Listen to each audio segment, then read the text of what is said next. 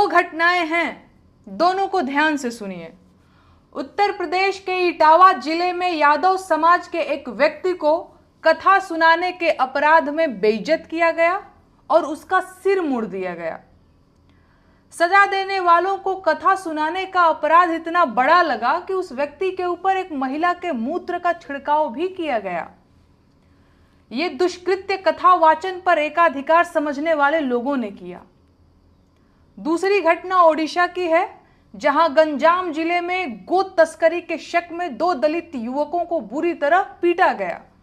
उनका आधा सिर मुड़वाया गया, उन्हें घुटनों के बल रेंगने, घास खाने और नाली का पानी पीने के लिए मजबूर किया गया। उत्तर प्रदेश और ओडिशा, इन दोनों राज्यों में भाजपा की सरकार है और दिल्ली में तो अपने सिंदूरी लाल जी बैठे ही हुए हैं। ऐसे में अब सवाल यह है कि इस तरह की घटनाओं के लिए असली जिम्मेदार कौन है? भाजपा का दलित और पिछड़ा विरोधी चरित्र या उन राज्यों का खराब लॉ एंड ऑर्डर? क्योंकि ये पहली घटना तो है नहीं, ऐसी घटनाओं की लिस्ट बहुत लंबी है। मसलन कुछ समय पहले मध्य प्रदेश में, जहां भाजपा की ही सरकार है, भाजपा के एक नेता ने आदिवासी समाज के एक व्यक्ति के सिर पर पेशाब कर दिया था और घटना के खिलाफ बोलने पर मेरे खिलाफ एफआईआर दर्ज की गई थी।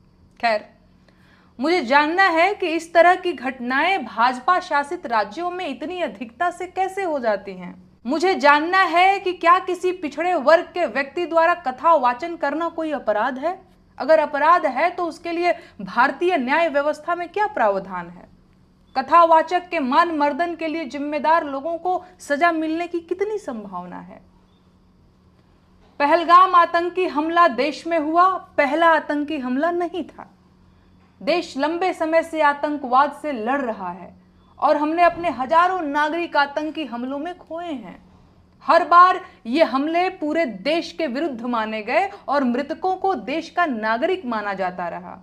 पर भाजपा सरकार की कृपा से ऐसा पहली बार हुआ कि जब पूरे देश ने मृतकों की सूची में हिंदू और मुसलमान नाम छांटे, माहौल बनाया गया कि आतंकियों ने धर्म पूछकर मारा। एक पूरे समाज को आतंकवादी और उनका साथी बताने की कोशिश की गई, जबकि सच ये है कि सरकार अभी तक हमलावरों को पकड़ना तो दूर, उनकी सही पहचान तक नहीं जुटा पाई है।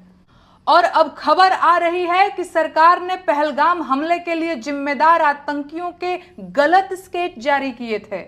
अब सवाल यह है कि जिस गलत जानकारी के आधार पर देश की एक बड़ी आबादी को अपमानित किया गया, उसकी जिम्मेदारी कौन लेगा? और जो कष्ट पहुंचा है उसकी भरपाई कैसे होगी?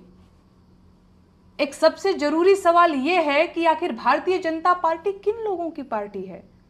सरकार चलाने वाले लोग कौन लोग हैं?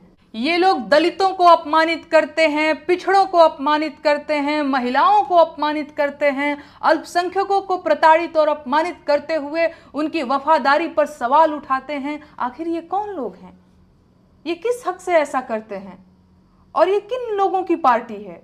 क्या ये कहना गलत होगा कि भारतीय जनता पार्टी दरअसल देश के बहुसंख्यक सवर्ण समाज के पुरुषों के वर्चस्व वाली पार्टी है? सच ये है कि भाजपा में मौजूद बाकी समाजों के प्रतिनिधि दरअसल प्रतिनिधि नहीं, कठपुतलियां हैं, जो अपने समाज का हित करने का ढोंग करते हैं और उन्हें बरगलाते हैं।